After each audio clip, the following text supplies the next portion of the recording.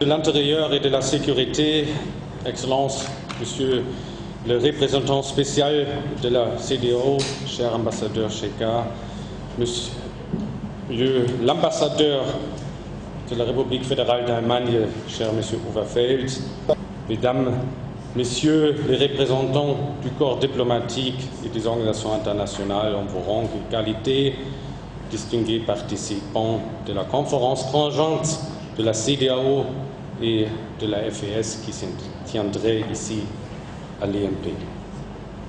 Permettez-moi, au nom de la Fondation Friedrich Ebert et de tous mes collègues du bureau de Bamako, de vous souhaiter le cordialement bienvenue ce matin ici à l'EMP. Bienvenue à notre conférence titrée « Comment assurer la sécurité dans le Sahara central ?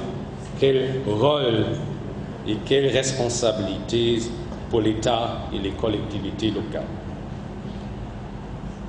Je vous remercie pour avoir répondu favorablement à notre invitation et d'avoir dégagé du temps de vos agendas pour être ici avec nous pendant ces 2 jours de partage de savoir, de connaissances et d'expériences permettant des chances durables entre des acteurs et surtout aussi la création d'un réseau.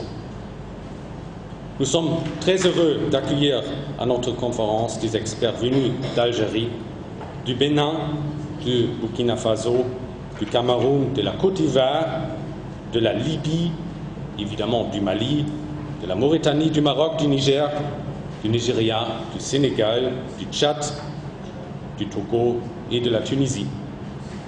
Nous sommes aussi très heureux d'avoir nos amis d'Allemagne, de la France, d'Italie, des Pays-Bas et de la Suède avec nous.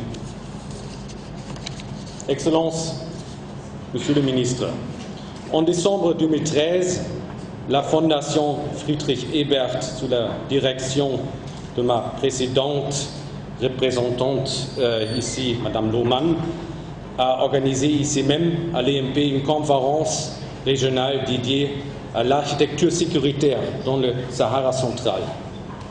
Quel rôle pour les acteurs sociopolitiques? À cette conférence, prenant part des décideurs politiques, des responsables des partis politiques, des parlementaires, des leaders de la société civile et des universités, venus de l'Afrique de l'Ouest et du Maghreb. Les analystes de la crise malienne ont conclu, je cite, « La crise malienne est une crise multidimensionnelle. Elle est d'ordre sécuritaire, politique, social et économique. Les défis et les raisons de l'émergence des forces négatives et de la persistance des groupes djihadistes et narcotrafiques sont nombreux et sont relatifs à l'instabilité, l'absence ou faiblesse de l'État dans ses fonctions de contrôle de gouvernance, de la sécheresse et de la crise alimentaire. Ces défis et raisons sont communes à plusieurs pays de la sous-région. » Fin citation.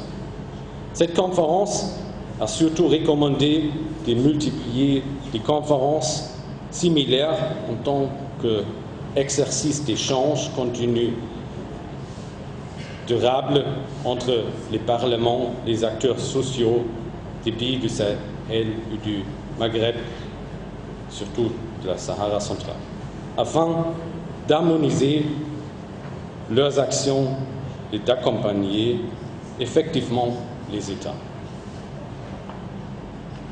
Excellent, Monsieur le ministre, Mesdames, Messieurs, cette conférence conjointe de la CEDEAO et FES s'inscrit dans cette logique.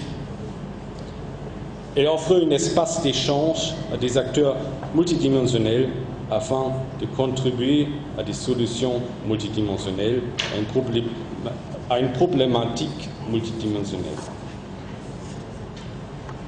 En consacrant le thème de la précédente édition au rôle de l'État et des collectivités locales, nous avons pensé qu'il est nécessaire de réfléchir aux solutions innovantes permettant à l'État et aux collectivités locales de mieux assurer la sécurité, contribuer à la stabilité et permettre le développement intégré, équilibré et juste. Il s'agit, Mesdames, Messieurs, chers invités, d'analyser les actions permettant aux acteurs étatiques et non étatiques de jouer pleinement leur rôle au sein des populations.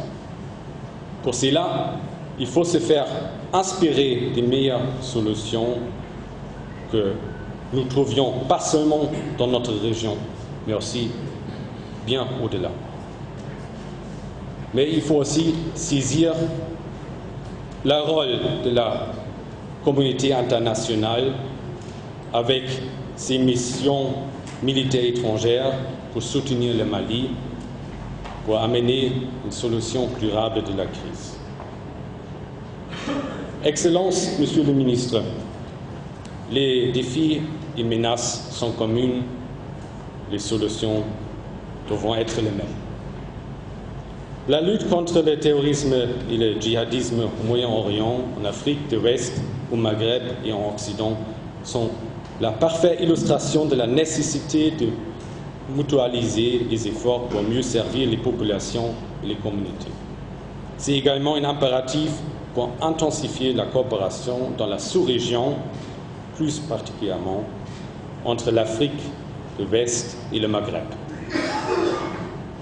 Mais cela présuppose aussi un meilleur service établi sur la base d'une charte de confiance entre État et citoyens. Malheureusement, cette confiance est fortement ébranlée dans plusieurs États de la sous-région. À titre d'illustration, un récent sondage spécial réalisé par la Fondation Friedrich Ebert sur Gao, Kidal et Ménaka a encore une fois relevé l'insécurité comme la principale préoccupation des populations. Celle-ci n'est pas seulement une préoccupation pour le nord du Mali, mais un défi pour le reste du pays, comme l'a démontré l'attentat meurtrier de la semaine dernière ici à Bamako. Les populations enquêtées dans les 3 localités que j'ai citées, Kidal, Ménaka et Gao, dans une large majorité font confiance aux leaders religieux avec 83% et aux chefs des fractions des villages avec 72% pour la sécurisation de leur localité. Ce n'est évidemment pas la confidence vis-à-vis des acteurs étatiques. Là, c'est une minorité importante qui fait confiance aux douaniers avec 42% et aux maires avec 41%. Les gendarmes, 23%, les policiers, 26%, et les militaires avec 27%, plus les groupes armés avec 30%. Et enfin, les milices locales avec 31% sont les moins appréciés d'après la population pour la sécurisation de leur localité. Nous constatons que ces chiffres doivent nous faire réfléchir sur l'architecture de la sécurité, surtout dans des raisons qui sont fortement marquées par une faible présence de l'État. Et surtout, ils doivent nous faire réfléchir aussi sur le rôle, la responsabilité que des missions militaires étrangères de stabilisation et de formation militaire pourraient amener et les limites relatives à ces missions. Excellences, Monsieur le Ministre, ces chiffres ne sont pas seulement interpellateurs, ils orientent aussi vers des solutions inclusives aux problèmes de sécurité. Ces solutions ne peuvent malheureusement pas être seulement militaires, comme l'ont démontré les résultats des différents sondages d'opinion, notre malimètre, mais aussi des défis majeurs auxquels, par exemple, le gouvernement du Mali doit faire face. D'après les sondages nationaux, c'est surtout l'insécurité qui est le défi principal pour le Mali, d'après notre enquête au niveau national. C'est 86% des Maliens qui constatent le défi le plus important, c'est l'insécurité, suivi par le chômage avec 80%, la corruption avec 66%, la santé avec 64% et l'éducation avec 61%. Et ça montre bien que tout commence avec l'insécurité qui empêche le développement.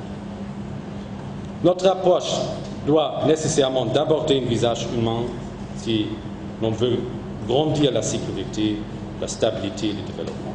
Nous espérons et souhaitons être confortés dans notre vision par les analyses qui seront faites par des experts ici réunis.